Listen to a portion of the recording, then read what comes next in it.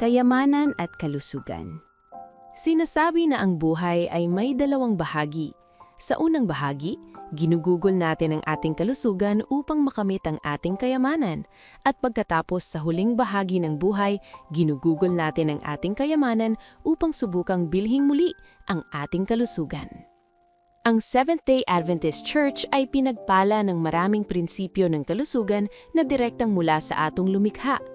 Nagpapatakbo tayo ng mga klinika, ospital, klase tungkol sa malusog na pagluluto at health retreats na nagpapabago sa buhay ng libu-libong tao araw-araw.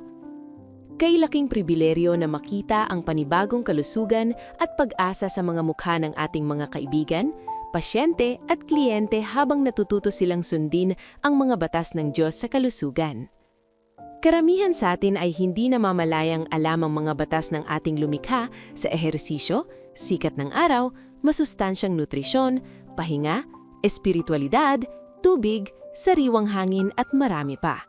Gayunpaman, ang pagiging abala sa pagtatrabaho upang bayaran ang ating mga gastusin sa pamumuhay at ang pagtatapos lamang ng mga deadline ng buhay ay maaaring minsan ay pilitin ang mga malulusog na pagpipilian sa likuran. Kumusta ang balanse ng iyong buhay? Sapat ba ang iyong pagtuon sa iyong kalusugan? Gustong-gusto ko ang pagbati ni Apostol Juan sa kanyang mga kaibigan at ito rin ang aking panalangin para sa iyo. Idinadalangin ko na guminhawa ka sa lahat ng mga bagay at maging malusog kung paanong gumiginhawa ang iyong kaluluwa. Ikatlong Juan 2. Kay gandang balanse ng kayamanan, kalusugan at espiritualidad. Panawagan.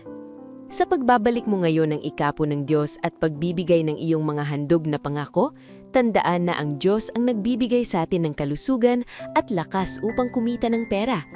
Pag-isipan ng may panalangin ang mga prinsipyo ng kalusugan ng Diyos at isipin kung ano ang maaari mong gawin upang sundin ang mga batas ng kalusugan ng ating lumikha ng mas malapit para sa kanyang kaluwalhatian. Salamat sa iyong matapat na pagbibigay ngayon.